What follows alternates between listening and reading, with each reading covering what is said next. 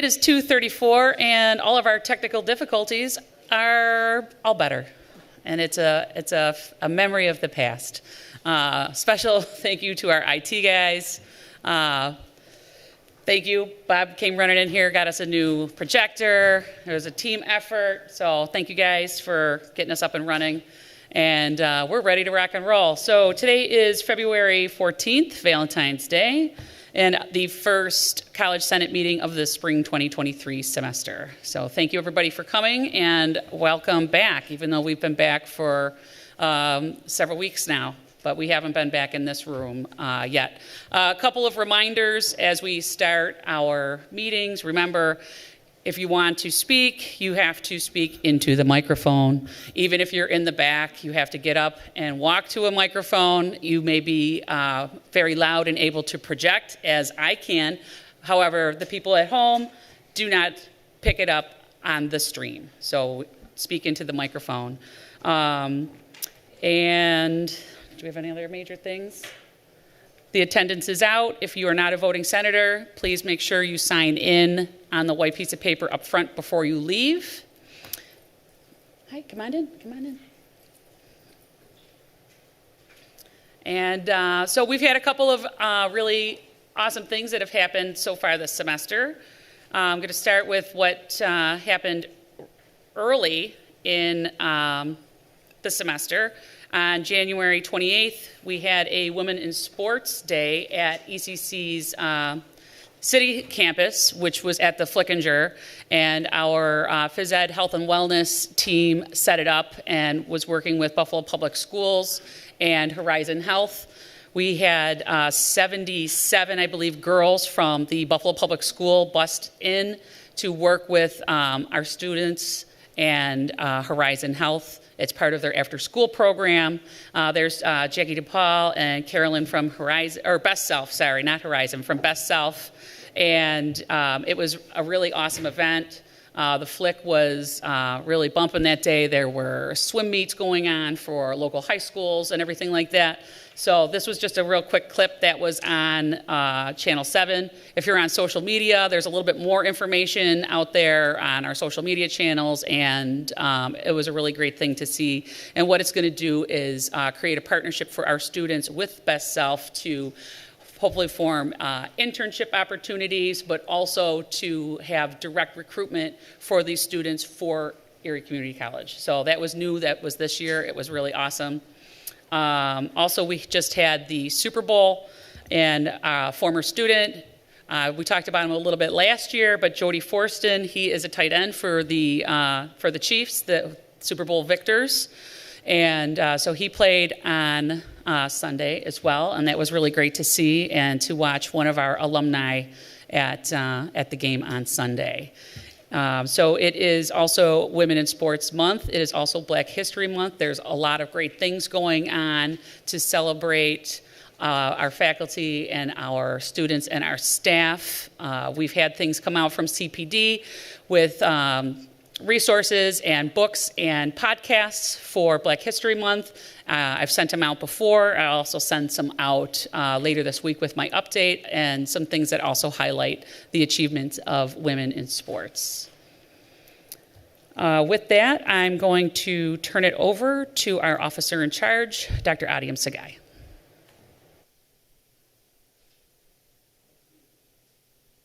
Good afternoon. Can you hear me?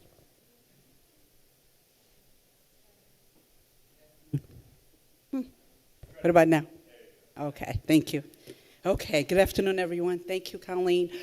Just briefly, and I got a couple of people that's going to also assist in some updating the Senate. Just to come back to the city campus, as you know, we had to pivot and make sure that our students at the city campus were relocated into our sites at the Oak, as well as the Athletic Center. And I just want to thank everyone again for that effort, and our students are doing well. Our faculty and staff are doing well. Certainly, it was a huge challenge just to do that, but without the team of everyone, we wouldn't have done that. So I just want to thank everyone for that, as well as what Colleen mentioned with regards to the event. That was also an outstanding event. I was part of that to see that that many individuals participate, particularly with the high schools. But also, it's very interesting to see the amount of traffic that we get as a college in our pool, that we get other community individuals as well as community organization using our facility. So that was also great to see the type of activities that we have at the athletic center. So quickly, I just want to talk about enrollment in terms of where we are right now. I think we finished and closed down enrollment for spring 2023, but I want to talk about the retention. What are we doing to retain our students, and what are we doing to prepare? I know Dan is going to be talking about the commencement, but to really talk about who are our students who are graduating for the spring commencement, right, May. So what does that look like? And really talking about advisement. I know our faculty are working on their schedule for fall 2023. What does that look like with respect to the current students that we have, right? I know we spend a lot of time of bringing students in, but we have to also equally do more, right, to continue to engage our students in the semester, right? The whole idea that retention is our new enrollment. So again, focusing on that. Just briefly, some of the collaboration that we're doing, there's more to come, but something that I want to highlight. We've been working with the Hispanic Heritage Council, as well as University of Buffalo, the Buffalo Public School, to really talk about and partner with them about, in regards to our early childhood education program, as well as our teacher prep. They're looking to really advance that opportunity. As we know, they are a shortage of teachers teaching in the K-12. And so we are going to play a stronger role with that partnership to increase teachers within Western New York. So I'm excited about that, and we'll continue to update the college community in regards to that partnership. One of the things that I was able to participate, there was a Community College National Legislature Summit in Washington, D.C. It was exciting to see other community college, and I got to say, similar to the challenges that we're having, a lot of our community colleges are in the same sort of circumstance as we are. But it's also just uplifting to see the effort that all the community colleges are putting are similar to us. Our focus on workforce, our focus on collaboration, our focus on enrollment, working with faculty and staff. That seems to be the theme with those colleges as well.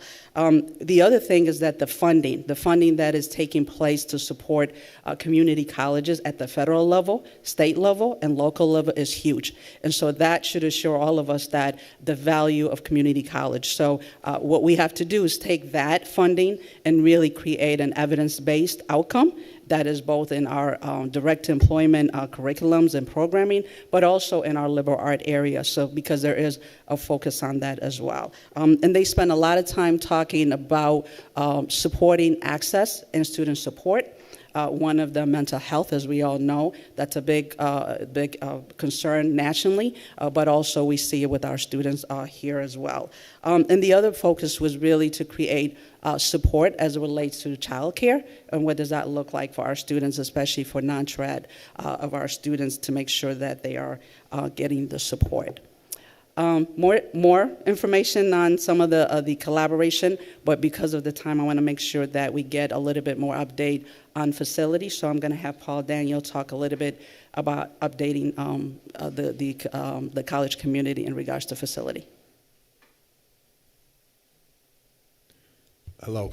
Can you hear me? So I was kind of invited last minute and was asked to speak to, just in general, some of the things we've done, and then more specifically Frontier and maybe Turner Gilbane or Gilbane Turner utilizing space at South Campus.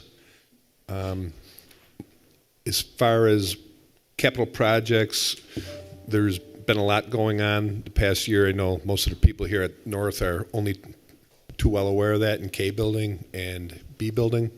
That's going to continue next summer when we do the windows and doors in the Spring Center. The entryway in G building, the map that you've all seen and has been kind of deteriorating for a long time, that's finally going to get addressed early this summer. We don't know the exact start date, but that will be probably mid to late May. There's another project that we actually had a meeting with Andy Sacco, and there was at least one or two other faculty members present for K building, where we're going to try to bring that into this century. Most of the lockers will be removed. There'll be new collaborative type of learning stations for students, a little more student lounge space, things of that nature. Again, we looked at the architects, Ashley McGraw from Syracuse shared 3 options with the people that were in attendance, and the ultimate or final product will be some mix of probably that. There'll be more to come on that as we get closer to what we're actually going to roll out. The spring center, as I said, they'll be getting windows and doors, so we're probably going to be sending out, I'll probably do it while I'm here once I'm done, getting a schedule for all summer activities. Andy and Nessie already provided us the academic calendar for those buildings.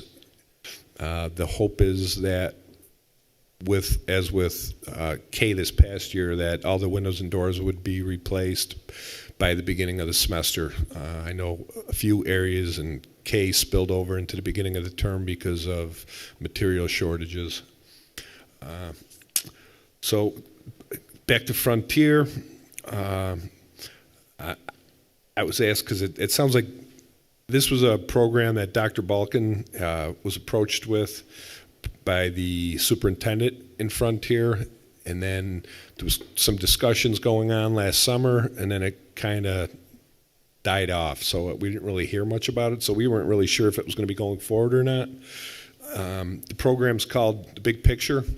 It's basically highly functioning high school students that, for whatever reason, just don't quite cut it with their peer students, whether it's anxiety issues, peer pressure, maybe prior bullying experiences that they had.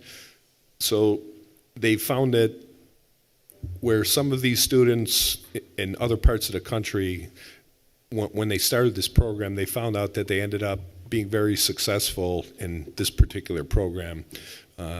Most graduated with Regents diplomas. The idea was and is currently, as I guess it is still going to go forward, is they'll start with grades 9 and 10, approximately 30 students in the lower area of Building 4 at the South Campus. The classes are, will include art, music, probably some other basic high school courses. They'll have on-site a principal, a school like psychologist / social worker, 5 or so faculty members, and a part-time nurse. At least that's the way it's being envisioned right now. Again, this kind of was in limbo for a few months, and it's just starting to move forward, so there's still a lot of things to be worked out. I did have a discussion with Andy Sacco this morning about it, and the faculty will definitely be kept in the loop while it moves forward and continues in the planning phases. Gilbane Turner, that contract is in the process of being executed currently. That will, they'll be using pretty much Building 1 at South Campus and the turf area in the Building 6, the gym, for those of you unfamiliar with the South Campus.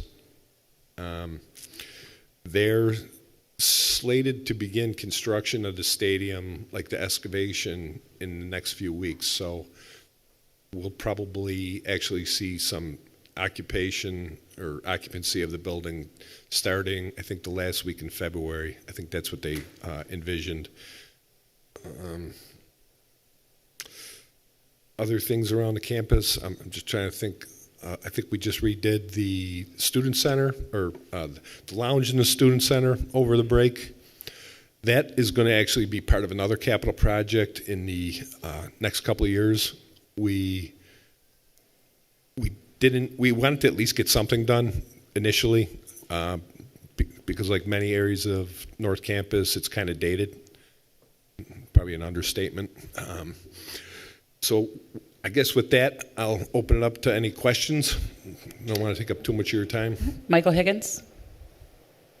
Hi, Paul. I was just wondering if you could share if you know any more spatial logistics about Frontier and the other buildings being utilized at South Campus, like the parking lots. Will there be separate parking lots? Because like I heard construction for the stadium is supposed to start March 1st, and faculty and students might not be able to park on the stadium side for their team to move in. Are we going to have to park in certain locations? Are we not going to be able to walk through building 1 to get to my building 3? Are we not going to be able to park there? Can anything like this be shared at this time? Building 1 will definitely be off limits. That's going to be pretty much their main office area. All their architects, their engineers, their security personnel for the actual whole facility and the construction of the building. But the only lot that's currently thought to be off limits is F lot, which is the one to the northwest of Building 6, which will be closest to the stadium. Originally, they had the property that was transferred to the Bills in the state includes the DMV lot and G lot, which is the one by the current football stadium. But in conversations we had with Gilbane Turner, they felt that they could kind of run their fence around that area since they're going to be taking F lot. And yeah, so the G lot would still be utilized, because even though it's going to be on the transferred part of the property line, since we've kind of agreed to give them F lot as a trade-off, because both are kind of utilized, and F lot was actually going to be cut in half as well. So it was kind of nice that they were able to carve out G for our continued use. A, B, C, and D would still be open. The lot in front of Building 1, with the exception of the ADA spots, would be kind of ceded to Gilbane Turner. But most of the other parking, or the majority of the parking at the campus, will not be affected, other than the parking in front of Building 1 and then F lot.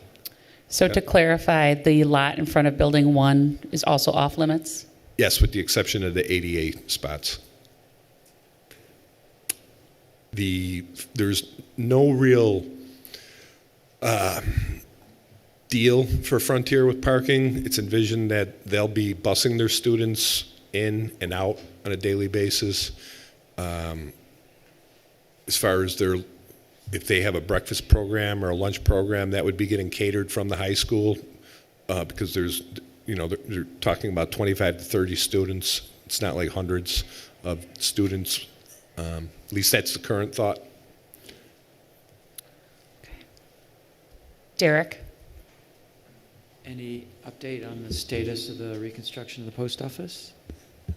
Oh, sure. The building is not necessarily completely dry, but the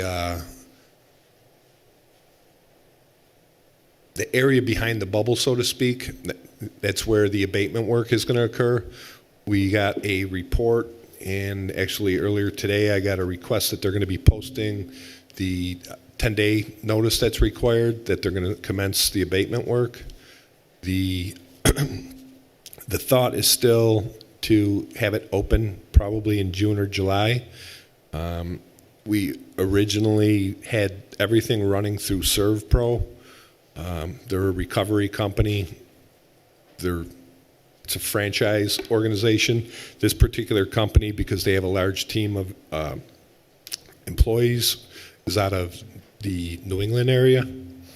But now that most of the drying and the containment barriers are set up, and the abatement was going to be subbed out to local firms, Stoll Remediation and Metro Environmental. So Stoll scoped the work to be performed. Metro, basically, the people that scope it can't do it.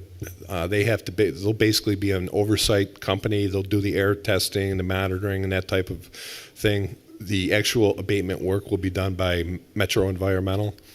We just received a request today to actually post the notice of that, basically to proceed in 10 days, and that will probably be granted to them at some time this afternoon. The abatement work, as it was originally scoped, was 4 to 6 weeks, but I would have to verify that again to see, because the way we basically, for streamlining things and making sure that the project stayed on track, we kind of stepped in, and everybody's going through me now, the business office. So there's no incentive for ServPro to kind of just milk it and drag it out. So everybody's kind of working independently through us, the college, and Hanover Insurance. So hopefully that'll get us the building back sooner than later. Once the abatement work is done, then the reconstruction work is going to commence. There's not a ton of reconstruction. Most of you probably weren't in there, but there's a bathroom on the 3rd floor and the 4th floor that were damaged. The bookstore was hit pretty hard, as well as the ESL lab, I think 360, and then the computer lab in 460. Like, it pretty much, that was the chute that it came down right from the 5th floor through the building, and the ADA elevator, the C elevator on the Swan Street side of the campus. But most of it's dry, it's progressing. We'll probably have a better idea as far as a completion date in the next few weeks. I have a couple clarifying questions regarding the turf gym at South Campus. So that will not be available for the fall semester? No, we are right now, that was one of the sticking points, and Gilbane Turner assured us that they would work with our athletic teams to make that available. Was there a revenue analysis of the rental space that we have for lacrosse and other groups that come in and use it? This far, far exceeds that. The rental of that space was approximately $25,000 annually. We'll be getting $125,000 for the space from Gilbane Turner. Will there be an update on the North Campus gym, since there will not be one at South Campus any longer? As far as, what do you mean by an update? Will it be updated, the Bell Center? As far as like a capital project? Right now, there's a 2-phased capital project plan for the North Campus fields in cooperation with Amherst. They committed $2 million. The county not matched, but they put up $500,000. So that's $2.5 million locally, which was matched by the state for phase 1. There's a second phase planned for those same dollars over the next few years that is currently envisioned would include 2 new turf fields, softball diamond, baseball diamond, and then, ancillary type of things like bleachers, lighting, scoreboards, probably a concession stand of some sort. Great, thank you. I see we had a bunch of students show up. Thank you, everyone, for coming. I have one student question, and then I'm going to ask everyone else to follow up with questions. So the K building with the architecture plans, are you going to include students and their opinions on how we're going to update K building? They have been included for the last 3 months. Awesome. Dana? In fact, since we have students here, if they touch base with Dean Perry. There's a meeting planned for this Friday with them, I believe at 1 o'clock, Jason. Is that correct? Yeah, Friday at 1. So Great. In the student lounge. So the more student input, the better. Dana? I work in student access, and I just want to point out that a lot of the accessibility renovations at North Campus have left the campus less than accessible. The new bathrooms in K building have doors that you and I would have to push on together to open. And if it's not a automatic door, ADA compliance is 5 pounds 5 of pounds, pressure or right. less. Now, I'm not carrying a pressure gauge or a resistance meter around in my pocket, but I know it's more than 5 pounds. Could you do me a favor and then email me what doors those are? Okay. Because we do have the pressure tester, so we will get that remedied. Okay, The thank closer you. could be out of whack. Thank you, Dana. Michael, do you have another question? Yeah, I just wanted to go back to South Campus. One, in terms of the parking lot, just a comment. I know we just said we're going to lose at least 2 lots, the one in front of 1 and G lot. But I just want to mention that A lot, I don't know if people know what A lot is. Right now it's about under 20 feet of snow. It's about 200 feet long and 20 feet high of snow. So that lot is not really a lot anymore. And once that snow melts, that's going to be a disaster. I wouldn't want to park my car there. So in the fall of 23, are we going to have enough space for increased number of sections that we want to offer at South, trying to revamp South Campus? With Frontier moving in 4, are we going to have enough space to offer classes that we want to increase at South Campus and everything of that nature? So just a general comment. Thank you. Amy Yoder? Just a quick question on Building 6. That's our only usable elevator at South Campus. Will we still have access to that with Turner Construction? Completely. Thank you. Other questions regarding the report under Dr. Sagai? We're moving on to old business. Oh, no, we're not.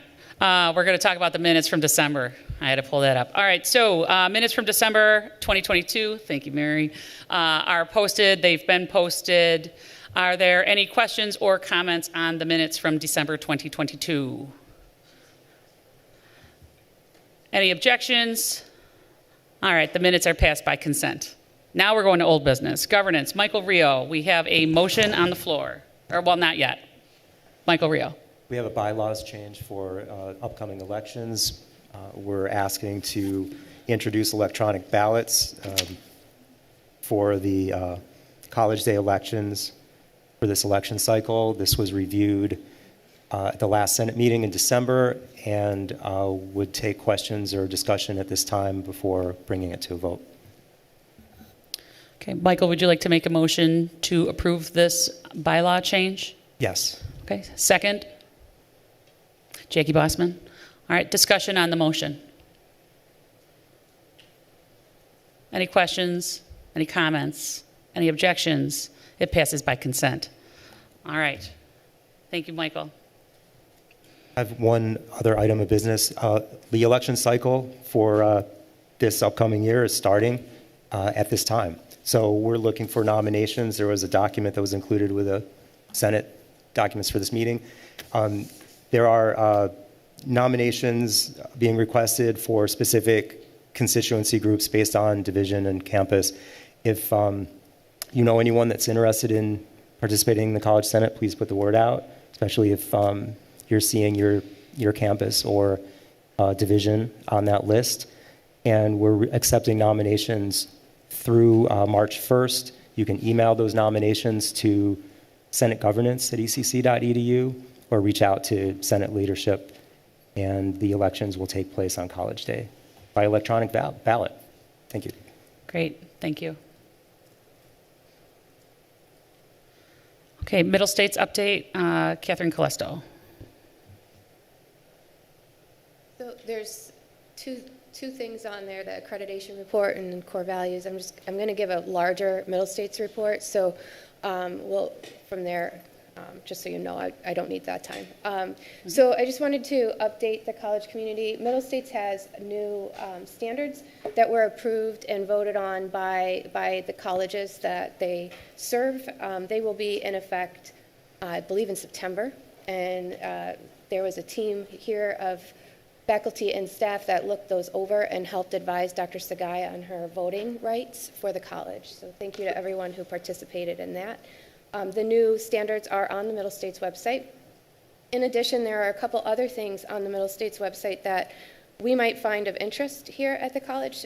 One is a letter from the United States Department of Education, the Office of the Undersecretary, and it's a request for comment on sorry, I thought you were looking at me. No, regarding public transparency for low financial value post-secondary programs. There's about a 6-page article that kind of with background information, measures and metrics, some data elements, and some things to think about when we're evaluating the financial implication of our educational programs on students. So I'm going to ask if anyone would be interested in reading through that and helping SUNY Erie give a statement to that Department of Education. Please reach out to Jackie as the accreditation chair. So we're going to have a team that responds to that. There was another one that came in late that I apparently left in my office that I will I'll share with you, Colleen. And then further, we have our Middle States report due on July 5th. And I wanted to, for College Day this year, I want to just kind of keep everyone's mind in this continual improvement discussion. So I would like everyone to be thinking academic departments, student services departments, all departments across campus. We're going to be using that day again for professional development and assessment work. The one thing I would like to have our student services and mostly our academic units think through is the statement that Middle States charged us with. So to request a monitoring report, July 5th, 2023, demonstrating the sustainability of the implemented corrective measures and further evidence of demonstrated and documented use of assessment results to improve educational effectiveness. So I'm asking all of our academic units to think about how you use evidence, how you use any assessment results to improve educational effectiveness and bring those to the meetings on that day. Great, thank you. Anything else under Middle States? You're good? All right. Faculty Handbook Task Force, which is renamed as Faculty. Oh, sorry, you're under there. Sorry, I thought that was all included. Sabrina Kane, Academic Assessment Committee. Well, the report from the Academic Assessment Committee is kind of that there's no report, but this is not a case of no news is good news. What basically has happened is that I've received no new assessment material over the break at all. Nothing has happened since the fall. Now, I'm pretty cognizant as a department chair and faculty member at City Campus that we've been through a lot. And we've had a lot on our minds, and assessment is probably not there. But we do have this report coming up to Middle States, July 5th.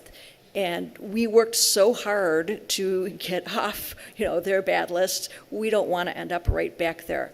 This College Day coming up is a great opportunity for us, and so I'd like to encourage everybody to get their assessment ducks in a row before then, get whatever data you need, and be able to work on it with your unit. You can have your great discussions there, and then put it right into Nuventive, and it's done and dusted. And I've seen in the past a lot of uptick in assessment material after we've had these college days that were dedicated to assessment, so I have high hopes for that. But please go back to your units and encourage them. We need to see some good assessment activity.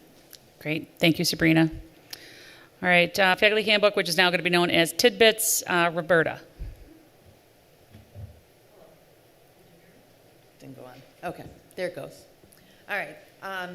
So it was originally, I guess, going to be a handbook, but it really is only going to be a resource because there will be no policy changes. So the document that is up on the screen is just a PDF file from a Google spreadsheet that we're starting. It's not in order. It's not really formatted yet. I just created the PDF just as a sample of what we're heading for. We still have to meet. We met last Friday or Thursday as a group, talked about some of the topics. We just need to organize, get it in some kind of order. I've been formatting it, making it easier to read. It is searchable, so Colleen, if you go up to the top, no, over to the left. Yep, and then go over, yep, right there. And for example, type in financial aid. And so it brings you to the financial aid page. So it is searchable in that way. And then everything's just going to be updated. There's a lot of information about the Board of Trustees. The college catalog is in there, policies, all kinds of things. We're just trying to really load it up with links to anything that you might want to find. There should be a link there for you to find it. There's Workday, there's academic changes, there's the MyECC. Some of the stuff we still need some information, so we are still working on it. But I just wanted to give an update where we are. Awesome. Thank you very much. And I want to encourage everyone to please look through this list and see if there are things that you feel are missing so that we can make sure that we include that as well. Any questions, comments? Okay. All right, we're going to go to academic standards with Michael Higgins, who's now the chair because he wasn't at the meeting in December. Yeah, we already went through that last time. I just want to remind everyone. So the Academic Standards Committee did meet this a few Thursdays ago, Thursday, February 2nd. We will be meeting the first Thursday of every month from now on for the end of till the end of the semester. This meeting was really to bring forward the academic grade change policy with the new language on administrative drops and late withdrawals. I want to thank the committee for meeting and having that discussion. I would like to thank Amy Yoder and the team that worked on this policy prior to this Academic Standard Committee meeting and bringing it forward here to the Senate for official approval. So it was discussed. It was very, student-centered, student-friendly, very, very concrete rubric in terms of criteria to move forward with the grade change policy as it stands. If you want to bring it up, Colleen, that's perfectly fine, but I would like to make a motion to approve the new changes in red for, again, administrative drops and late withdrawals. Okay, so moved. Second? Tom Webb, thank you. Questions or comments? This is a policy change, so we will be voting on this electronically.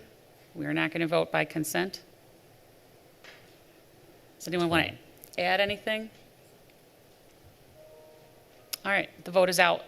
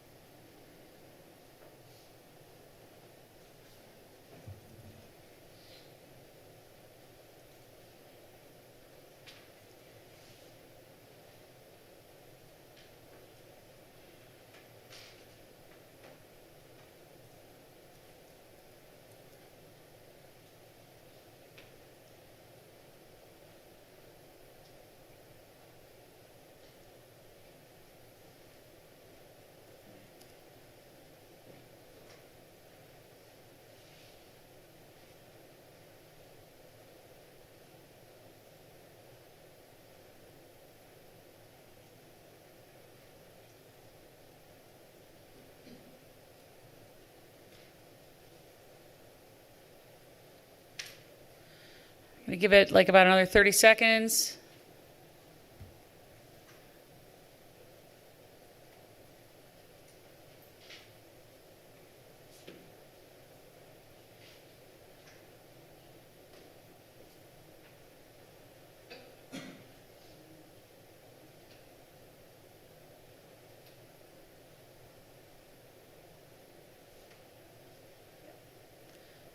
Okay, the motion passes.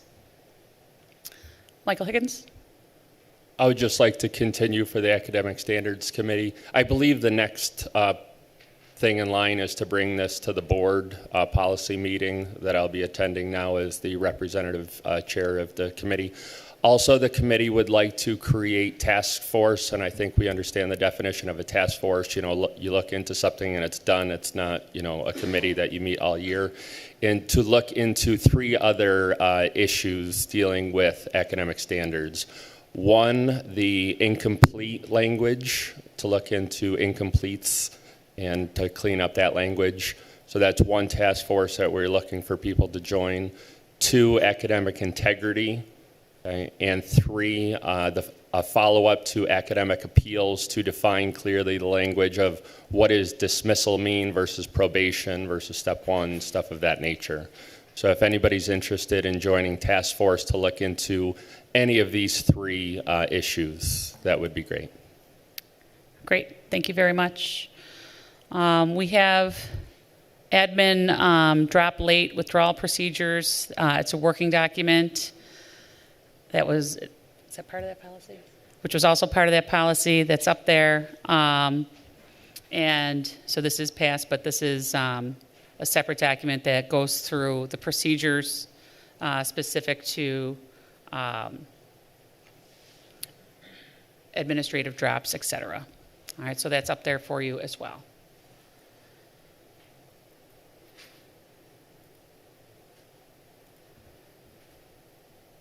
Okay, Dr. Nealons is not here. Chancellor's Award, Erica Hendra. Colleen, can Phil Oh, do the enrollment a little bit update? all right. Surprise, Phil. I don't have an enrollment update, but I'm going to here to talk about the open house. Yes. I hope everybody had a chance to see, we sent a save the date out last week. Our spring open houses are going to be the last week of April. Just I want to kind of note some things. Obviously, due to the damage in city, we had to kind of move things around. So City Campus will be on that Tuesday, April 25th in the Flickinger Center. South Campus will be on the Wednesday, the 26th. And then North Campus will be April the 27th in the cafeteria. Early next week, we'll be sending out RSVP links to the faculty. We would ask that all student services as well that want to attend, please RSVP so we know how many tables to set up and make sure we have all the signage correct. Our student ambassadors, we're fully staffed there. We'll be doing tours. We will have some light refreshments for students. So we encourage everybody to attend. We've already started soliciting it to high schools and are working with the marketing office to see what kind of marketing we can get up and running to advertise the event. Thank you. Great, thank you. All right, Erica Hendra, Chancellor's Awards. All right, everybody. So our deadline, our internal deadline for chancellors passed. We had it at the end of January, so that way Jackie Bossman and I had time to look over packets, troubleshoot, stuff like that. Well, we had a lot of interest in the fall semester. We sent out at least, 5 emails, I think, to people interested in nominating our colleagues. We actually didn't get any completed packets. So this year, we're not submitting anything for SUNY chancellors. What I'd like you guys to think about from here on out is, are there changes we could make to the process? So Jackie and I have been tweaking and revamping how we're doing chancellors. We started talking about it a lot sooner. We were on top of sending out emails. But if there's an issue with how intimidating the process is and you want more support or feedback from us on that, please let us know so that as we're moving forward between now and the fall, we can make those changes and maybe set up a more streamlined structure. So give it some thought. You can yell at me in the hallway if you see me. If you've got a random idea, I'll do my best to remember it. You can send us an email. You can bring it up for the good of the order, any and all of those things. Thanks so much. Thank you. Jackie Bossman. Also, hi everybody. Also, just an idea. If you have filled out a packet and completed it and sent it in for chancellors, maybe you could volunteer yourself to be part of our committee and act as a mentor for anyone else who's interested. Lovely, great idea. Thank you, Jackie. Look at that teamwork. It's like a hive mind, right? It's like they're speaking to each other without even speaking. All right, half semester courses, The Good, the Bad, and the Ugly by David Uzinski. Thank you. So first I'd like to just say, this isn't just me. We had a lot of help getting this off the ground, and I didn't want to list all the names because I know I'd forget somebody, but just want to say thank you to everyone who helped out. Okay, so here's the good. What was nice about this year was that a lot of the work that was done last year, Jason Steinitz did a lot of work last year getting this in the schedule, and then they stayed in the schedule, so they were part of the rollover, which was awesome because then at Run Cancel we had courses that were running. We had some people actually need to use it for load, and it was like first half or second half if they had sufficient enrollment. So, and the other good thing about that was we had always been playing catch up with half semester courses. In the past it was, okay, let's put this in at week 4, let's figure out who's going to teach it, and it was just a nightmare. Now with the rollover, it can be part of the regular selection process for schedule picking, so that also helps. Another thing that seemed to be really good was this: late admitted students who didn't enroll for classes could actually pick up some courses in that second half before the financial aid lockup date and actually have it count towards their status with financial aid. So that was extremely helpful. And we did get about, I want to say 40-ish students roughly that during that time frame that took advantage of that. So then the next part there is just I want to do some comparisons for like how things have gone from when we first started this in fall 21 to fall 22 and then spring. So here are the sections for fall 22. I have no comparison to this for fall 21 because we didn't have first half courses. And the goal was to try and get some sequence courses. And so Jason has the EC 102, the macroeconomics, and then the microeconomics in the second half, which is highly helpful. Then there's the EN 100, which could be followed by the 101 or the 102. And then human interaction, I think, is just so popular, it's offered first half and second half. It's not necessarily sequenced. And of course, one of the things you want to evaluate, how are our students doing in those courses? So for these 3 in the fall, there was a 71% pass rate overall that would count towards graduation. And for transfer, C or higher was 62%. And then if we look for the second half of the courses in the fall, here were the courses offered in their enrollments. They did well. That second social science class was added late, but notice we've had a little bit of an issue with enrollment caps on there. But some of that was due to withdrawal. So some students signed up and then withdrew. So those are total counts. Those aren't necessarily end of the semester counts in those courses. And the pass rates, if you're curious, like what it is overall, of course, I had to look to see how it compares to all our other courses at ECC. And the pass rates for all ECC courses, that means everything above a D- and a P, is 76%. And pass rate with a C or higher was exactly a 68%. So we are right on target. These students are performing just as well as students in the regular semester courses. And that was based on fall 21, spring 22, and fall 22. That's the cohort I used to try and assess overall pass rates and eliminate the COVID semesters. All right, so then for the spring, we continued with our 3 courses that were first half classes, and you can see the enrollment numbers were pretty robust, so that was pretty good.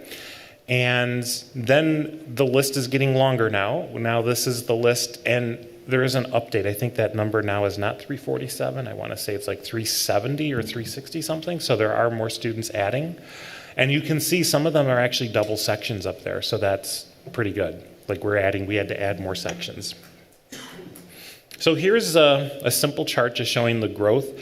The blue is meant to show fall to fall growth, and then the orange spring to spring. I have updated numbers for the spring because the enrollment continues. We're up to 423 students, which is 355% growth. So hopefully this will continue, and these will continue in the rollovers. Okay, so now maybe not the so sunny side of all of this with all our awesome enrollment. So on the right there, it's tiny, but I guess a lot of people don't know that you can actually filter in the schedule for the for the half semester courses. So if you click on course tags, there's quite a bit of course tags, and I do actually use these quite a bit when I'm advising, trying to find certain classes and such. But if you notice, the check is for other half semester courses, and then on the right would be all the half semester courses that would populate. So that's how you can filter by that. So where did things maybe go awry this semester? Well, section caps. Well, this was all, like, there were so many issues with section identifiers. 7BI is for distance learning with a cap of 28. However, a 1 and an I look very similar. And so 7B1 was put into the schedule. And so therefore it had a cap of 34, not a cap of 28. And so we had to quickly add some sections to try and balance out those over, so we didn't run into any contractual things. So then I suggested to Andy, unbeknownst to me, sorry Andy, I didn't mean to get you in trouble with this. Hey, can we change these identifiers from 1 to I? And then that led to problems with Pat Ryan, and let's just say it He's turned shaking into, his head at you. Yeah, this was bad. Just one simple change, an I to a 1, and who would have thought the issues that would have happened. So let me ask this, for any of you here, and if you can relate this to your scheduling people, if you have these on your rollover, try to be proactive in changing the identifier, the section identifier, to a 7AI or a 7BI, not a 1, like if you can catch it now. And then Andy and I will work together, like whatever's submitted, to make sure that it's in the schedule correctly before the Brightspace courses are created, and then it's impossible to change it after that. Okay, just another heads up, the way the identifier works, 7A for first half, 7B for the second half. And then here's another thing that I think happened that I don't know the solution yet. We have to work on this and brainstorm, and maybe you have ideas and you can email me. How can we have these half semester courses be better delineated in the schedule? Students were signing up for these classes and didn't know they were half semester courses. I did send an email a week before Open Reg to all the students, telling, like, all the students who were registered in a half semester course. And I even said, here's what you look for on your schedule, for which section it was. And even then I would had 10 to 15 students reply and say, I'm not registered for a half semester course, you have that incorrect. But then when I looked at their schedule, they actually were. They couldn't even identify, even with specific instructions on what to look for with the section. So one of the ideas that I don't know if it's going to work is one of the big filters that's done when you first pull up the schedule is by campus. And so I don't know if it can have its own designation as a campus, and so therefore it's not automatically selected unless you choose it, but probably not. So we'll have to figure out another way to come up with somehow delineating, or maybe just mass emails right at the beginning of the semester to keep students informed, maybe there's a periodic update. So we'll get to that. So future ideas with this, we would like to offer more sequence courses. The EC 102 and the EC 103 works well. The EC 100, followed by a 101 and 102, can help students complete their English sequence in one semester, which is required for quite a few majors in graduation. So if other departments have any type of sequence courses they think could work well with this, I'm thinking maybe math with a 180, 181 for a math major might be helpful, so that they don't get off track with a spring and a fall schedule. But other courses that are out there. Another option, we used to call these, and the names have changed and morphed over the years. They used to be called rescue courses. And then we couldn't call them rescue courses because usually the enrollments happened after the financial aid lockup date.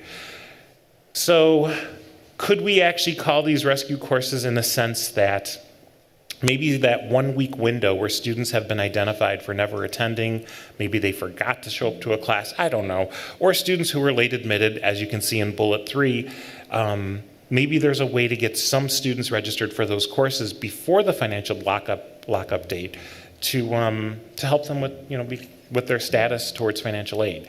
And this was one of the original thoughts way back when Adrian Rannick and Jason and myself had considered this, was with students coming to the school and signing and during ad drop and everything's rushed, well, maybe this is a nice landing place for them so that they're not starting 2 weeks behind in a regular class or 3 weeks behind in a full semester course. And then last slide. is my email address. So if you have ideas for more sequence courses that maybe we can get into the schedule now, that we're going through the scheduling process for the fall, it can be added. That would be awesome. And if there's any better messaging ideas for how we identify them in the schedule, I don't know. So we have to come up with a better way to make sure students know what they're signing up for. Thank you, Dave. Any questions? Phil? Dave, just one thing in this, I don't know if it's feasible. We received probably about 20 inquiries through admissions if we could offer MT 125. I don't know if that's feasible to offer a math class in that short format, but there was some interest, just to give you that. Thank you. Great. Andy?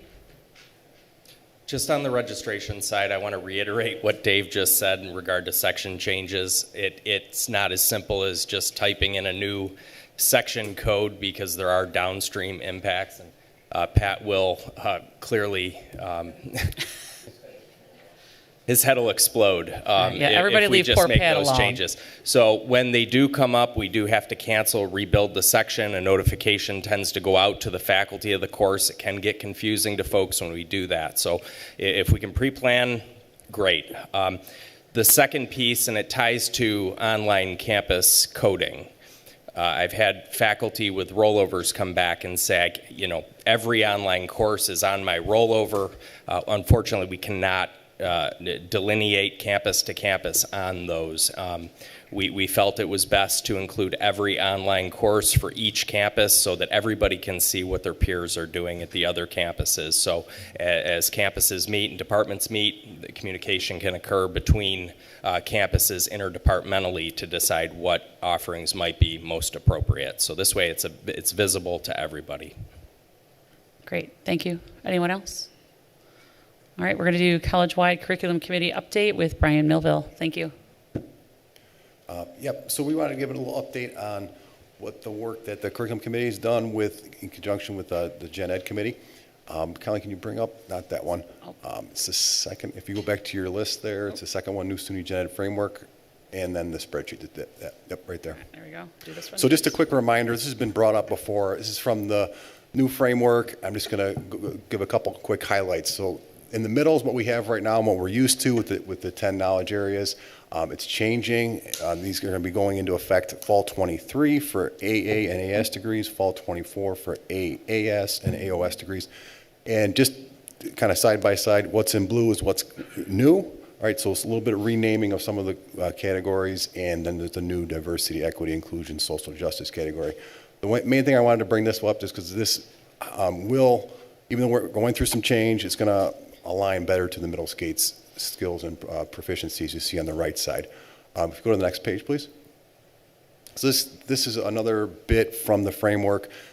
One big thing that's changing is that there's 4 required knowledge areas, and for any degree that's not an AOS degree, you're going to have a required course, an approved, locally approved SUNY Gen Ed course from those 4 required areas: communication, diversity, math, and natural science.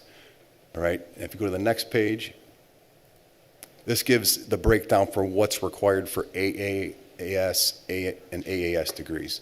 So it's not too much of a change for the AA and the AS. It is a bigger change for the AAS degrees. They have to have the 4 knowledge areas covered, at least 20 credits. For those have to be, again, with specific courses the students are required in their curriculum. For the AOS degrees, they could be embedded into some of their coursework. So the Gen Ed committee, in conjunction with the curriculum committee, we've been working to contact departments. We've gone through an analysis. We're doing this by division. We're doing the health science division first, then engineering and technologies, then business and public service, and then last, liberal arts and science.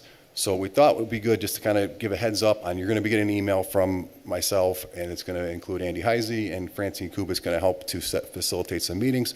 We've already reached out to the health science programs, engineering and technology, hopefully by the end of this week. And the spreadsheet, if you want to bring that up, Colleen, will just kind of give an example of what you're going to see in this analysis.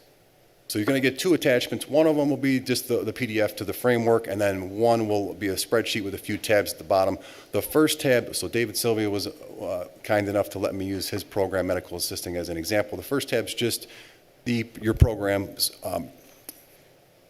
curriculum, all right, so the 4 semesters that you're going to have in there. So you just make sure to review that. Everything looks on the up and up there. Then the main thing is that middle one where it says SUNY Gen Ed. So we've got the SUNY Gen Ed matrix for the new framework listed here. All right, so what you're seeing in here is his program. All right, you can see on the right and the totals, all right, it's going to highlight in blue if you have the 4 required categories fulfilled. He's missing 1, the diversity category, and then also, gives the total and the number of credits hours you hit. Also gives feedback on here from the Gen Ed committee and from the curriculum committee. So that's what you're going to see from us, and I think that's about all I have.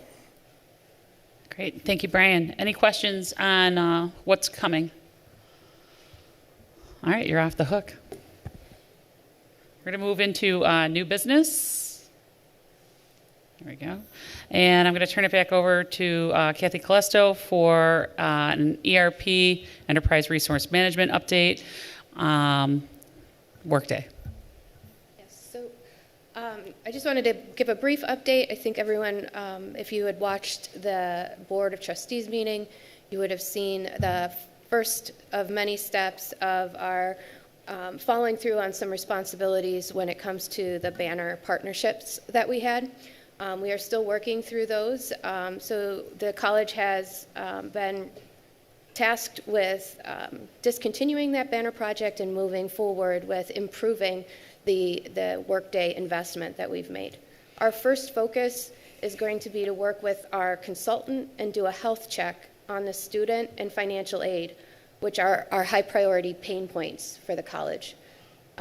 Those will be beginning soon, and I'm going to be needing some folks to help in that, so stay tuned for that. If anyone is interested in helping on those task forces or committees, let me know, or Colleen, if you can email her. The second focus is going to be reestablishing our ERP data governance team. We have been meeting internally, so ITS has been working to reestablish that committee. And this approach is going to be a little bit more holistic than I think it was done in the past. We would like representation from all areas of the college, which would include faculty and students. So those, any invitations to those will be coming shortly as well. I did have one extra thing. Yeah, I'm sorry. go ahead. I think everyone should have been, we've sent out as much as we can information regarding the new MyECC portal. So that'll have a new modern look starting on February 21st. You should have received an email from IT regarding that. It's also on the MyECC page, and I believe it was in the CPD. So we've tried to get it out as much as possible. It does look a lot more modern. Everything that is in there now will still be in there, just in a little different view. It should have easier navigation, a launch pad. It will have Today at SUNY Erie, and documents that you've been working on will be easily accessible through there as well. Great, thank you very much. All right, College Senate Scheduling Committee resolution will be presented by Senator, not Vice Chair, Erica Hendra. All right, go ahead. You could go ahead and do that. So just a quick reminder about procedures. As a Senate officer, I am not allowed to present resolutions. But the sticky part is I am also the head of the Faculty Caucus of the Senate, where resolutions often come from. So today, ignore the fact that I am the vice chair. I am a senator today presenting on behalf of the Faculty Caucus of the Senate. And so that's the role that I'm playing. This is also my reminder, you do not have to go through Faculty Caucus to write a resolution. Anybody can write a resolution. And so I just wanted to put that plug in as well. Okay, so it's all the way down at the bottom. Yep, that one. Awesome. It shouldn't say draft at the top, but we're working with what we got. So a bit of history. We did have a scheduling task force, I don't know, a couple years ago. And the difference, of course, between a task force and a committee is that a task force is a finite amount of time. It has a very narrow charge. They do their thing. They give her their report, they've fixed the problem, and they're done. Obviously, we all know scheduling is an ongoing set of issues, and it's a big, unwieldy conundrum. And so we took the kind of the structure of that task force, and last semester we created a resolution for a scheduling committee. It would be a standing committee of the Senate. It would report to the Senate. And it's meant to exist, and I feel this is really important. It's meant to exist as a component, but not in lieu of the collective bargaining agreement, nor supersede administrative authority over the scheduling. It's really important we understand that. So the way I envision this in my head, right, is we have the collective bargaining agreement that sets dates and deadlines, and we have administrative offices, both academic and then things like financial aid or counseling, and they overlap, and then we have the departments and they overlap, and it's like a giant messy Venn diagram. And this scheduling committee is meant to kind of plug the blank spaces between them. So a bit about some of the reasons. So any whereas statement is a reason why we felt this was important. I'm just going to highlight a few. You guys can read it in full. But some of the reasons that we felt a scheduling committee was really important is that scheduling is complex and that degree programs have different scheduling needs than service departments. And because of the level of communication and collaboration that's required across the college, which includes deans, which includes IRAP, which includes things like financial aid, we really felt a scheduling committee that included all those components was going to be a nice portal through which to solve some of the problems with scheduling. There are some concerns about current scheduling practices and limiting of sections, and so this would be a place that those discussions could happen with all the important players in the room. We're not just having discussions in the English department, or we're not just having discussions in general studies. We're all in the same place trying to solve some problems. I feel it's also important to point out that we've often scheduled an awful lot of online sections, like that's been increasing, but I feel it's also important to note that what is convenient for students in scheduling isn't always in students' academic best interests. And so this would be a place that could be unpacked. And there's also very clearly a lack of clarity about the process. We all have our own assumptions about what happens during scheduling, and this is a place to kind of break down assumptions and kind of come to an agreement on what scheduling is and how it's supposed to work.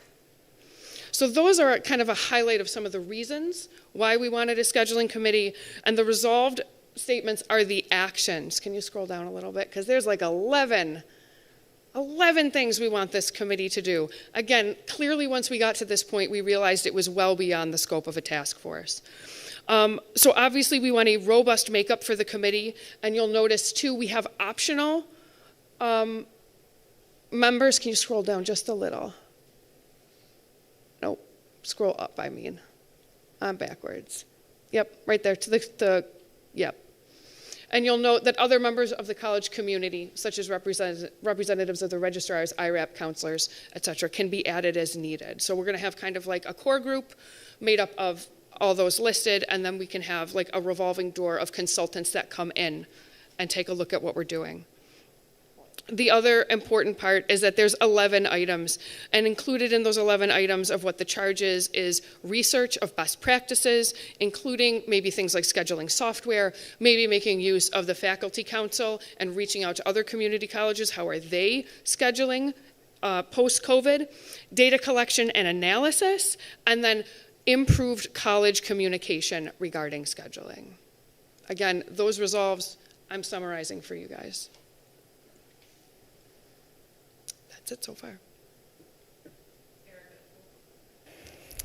Erica, would you like to make a motion to approve Yes. this resolution? I so move. Second? Jason? All right. We now may discuss. Is there any discussion points, questions, comments? Objections? All right, this is going to pass by consent. I just have one question. Oh. Sorry, I was trying to figure out how to do the You microphone. gotta raise your hand. You gotta raise your hand, and then I can see you. Sorry. A couple of the things look as if they might overlap with the collective bargaining unit. Is it possible that we can put this on hold and have the exec committee of FFECC just look at the actions. 'Cause I'm looking at like 3, 4, and there was another one. I talked to Andy yesterday. And 9. And he said that it was good to go as long as there were no dates. Okay, I just want to make sure because Yeah. some of those just seemed like they might overlap, and I wanted just to be 100% sure. There's also FFECC representation on the I committee. did see that, so that was good. I just wondered about the actions. And then number 9 also states that, okay, any changes or suggestions would have to go through FFECC CBA. No, I hear you. No, I talked to Andy about it Okay. yesterday. And he was good as long as there weren't any specific dates, because that would violate current contractual language.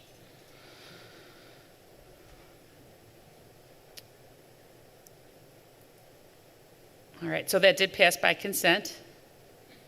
Graduation, Dan Frontera.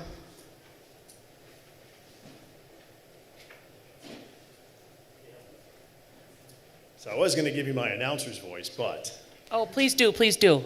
ladies and gentlemen, 100 days from today, our 2023 commencement, Buffalo State University, sorry. We are locked into Wednesday, May 24th at 6 p.m. It's an earlier start. We currently have 7 different committees working on commencement, ranging from our student experience, promoting student works ahead of time, which we're looking to have space at all 3 of the campuses. Our honors celebration. This year, our honors students will be on stage with the award winners. A little change up from the last couple of years. The application process is being refined as we speak. The awards, and Colleen has offered to chair the faculty recruitment portion. Within that faculty recruitment portion, you guys will have a great opportunity to lead your students out, as we've talked about. Our speaker will be the Arthur Duncan, a former student, who will be there to present on our behalf. He's very excited to do this. Our student speakers, working with Jason right now to revamp our process. The opportunity will be given to SGA first, but we are opening the floor to other students to apply for the opportunity to give a 5-minute reflection. We're doing the same thing with our singer, to give that singer an opportunity to apply for the ability to sing our national anthem. And we did get a list of the 6 individuals from FFECC who have been around and would potentially be there with the opportunity to carry the mace. So really, we're on a great track right now. Great group of people working on it. If you're interested in more information, please reach out. If you're interested in helping on some portion of this, please reach out. Huge thanks to everybody involved. We are going to do a lot to highlight the student work leading up to, but it's 100 days out from today. It's a great feeling to have this coming up that quick. Really good crew. Any questions? You're off the hook, Dan. And anyone who is super excited about graduation that wants to participate, the people that are on that committee are pretty awesome. Just saying. Several of us are in here. Adium. So that's awesome. Can we have Arda do an update on budget real quick? Arda. Hi, everybody. It's awesome to be here. Happy Valentine's Day. If you haven't had a chance to read my lovely email from yesterday, here it is. Just a little overview of what I already sent yesterday. It basically just gives you an update of the 23-24 budget process. And we are in mid-year, and we have to think ahead, believe it or not. And in my email, I did indicate just how far we've come. I heard one of the faculty, I believe, say that faculties had it really hard. I actually think the whole institution had it extremely hard. You think about the pandemic, the implementation of a software, declining enrollment, layoffs, retirements, the list just goes on and on and on. We always have to keep in mind, why are we here and what do we actually support? I think our students are our number one priority. along with the support that we need for every single person, staff, faculty, and alike. I believe the comment actually did refer to the entire college and not just faculty. Yeah. Thank you for that. But I do support, so I did hear that individual specifically. However, just some steps in the budget process. We do prioritize. We look at the revenue streams, as Audium indicated earlier, and we determine our expenses, which 85% of our expenses are basically salaries and fringe benefits. And we do adjust revenues and expenses as needed. However, for the year 23-24, the budget process that Governor Hochul included in her budget, some of her priorities did include the funding floor to remain the same. And what this means is that the state aid that we actually receive, historically, it was based on FTEs. Now SUNY recognizes that the institutions need a lot more support than what has been done historically. So they are keeping the funding floor at 100% of what they paid us the year before. There's an advocacy committee. What they do is these individuals from SUNY and many presidents from various community colleges, they advocate for us. They are asking to make this change as a maintenance of effort, so they don't go back to actually calculate the state aid based on FTEs. They also have they are advocating for a 4% increase on the maintenance of effort, basically, to support the ongoing inflation. Also, in addition, SUNY is provided $75 million in one-time funding, in which SUNY Erie qualified for $2.8 million, and this is to be used for various enrollment programs.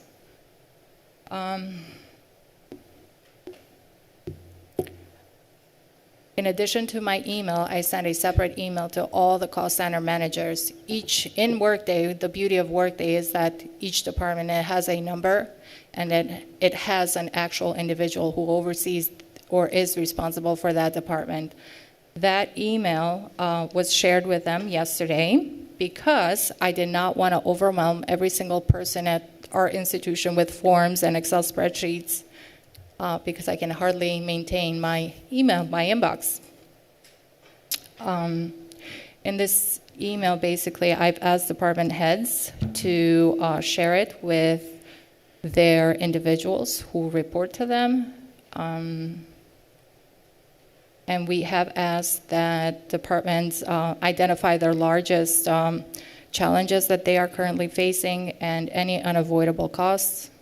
A meeting is scheduled to be held on February 21st, and this is only with department heads who will report eventually to either me or the provost.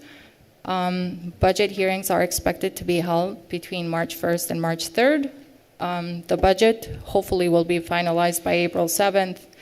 The executive budget also that Governor releases should be finalized by April 1st. We hope to provide a budget to the board by April 27th. Finally, the approved budget must be provided to Erie County Executive before May 10th. So with all those dates and times, we are under a lot of time constraints, and we do need to act fairly quickly. And I do appreciate all of your cooperation and dedication in really trying to make ECC a success. That's all I have. Great. Thank you, Arda. Any questions? All right. So we're going to move to, for the good of the order, we do have some students here with us today. Some of them are North Campus students, and they are in their public speaking classes and had some things that they wanted to bring to the attention of the College Senate. So I'm going to ask one of our students, Ian Stover, to go ahead and take the floor. All right. Thank you for having me here today. My main purpose for being here is to provide some student feedback. I understand that in this current time that we're in, we're experiencing some changes, and sometimes it's really hard to get in contact with people, not just between the different departments, but also to hear from the students, because we also have our own busy lives.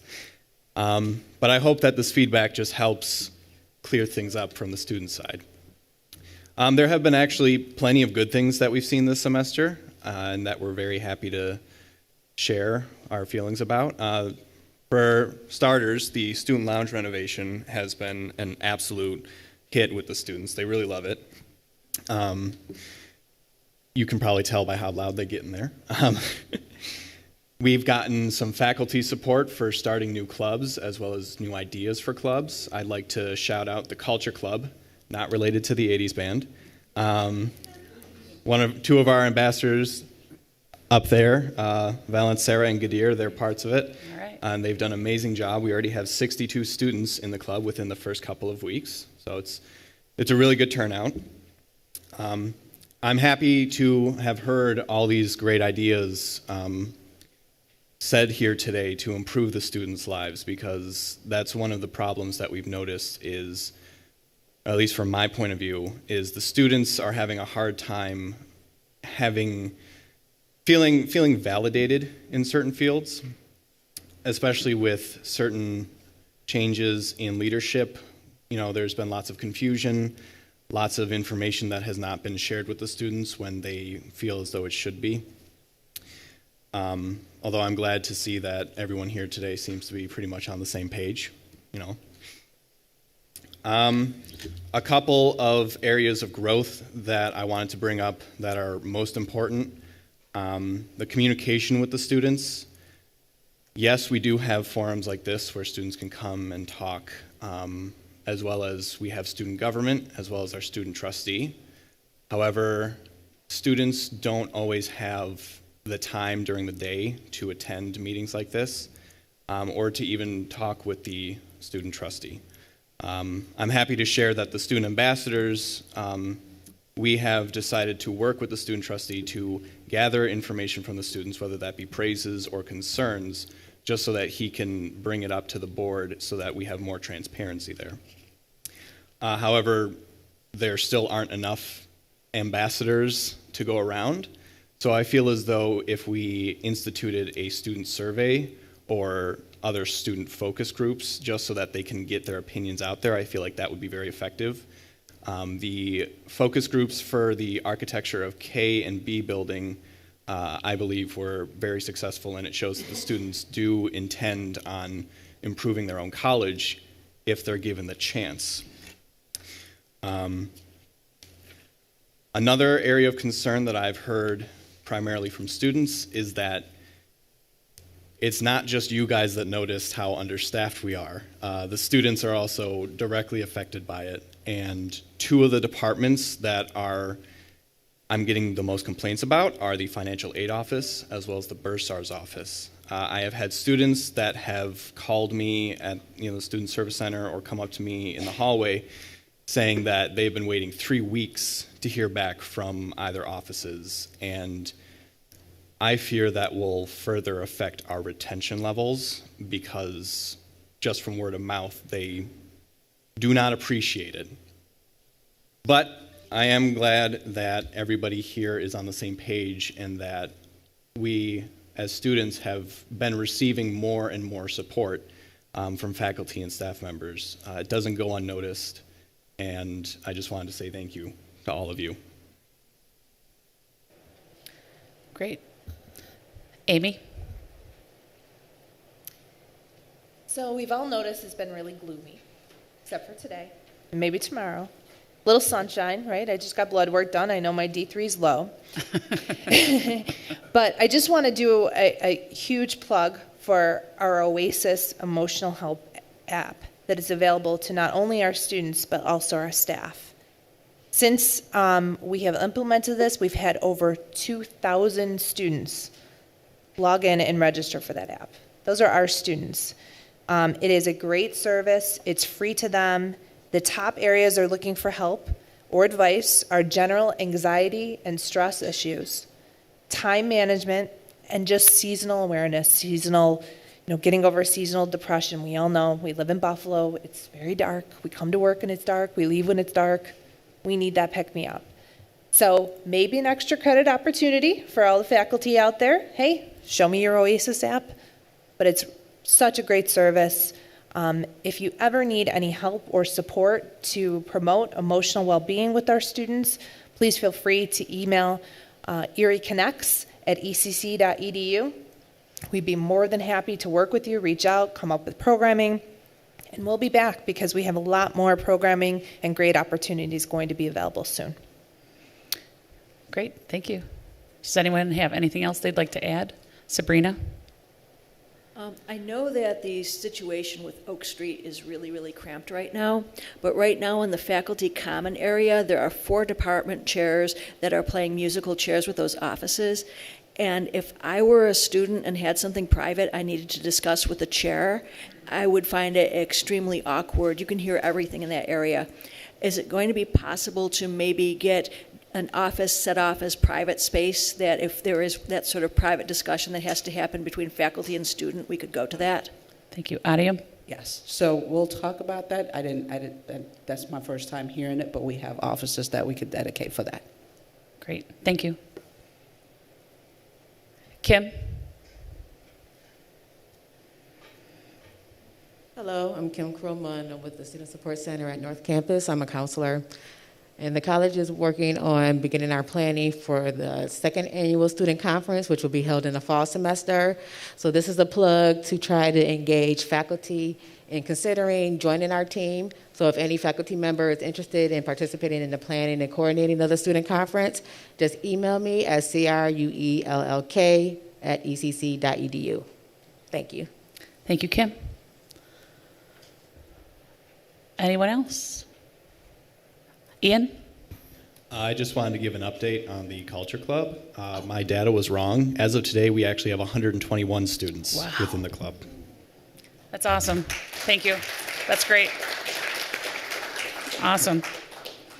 All right. As Amy pointed out, it is sunny. It's deceivingly not warm because there's a cold breeze. And this is the only jacket I wore today, which was poor planning on my part.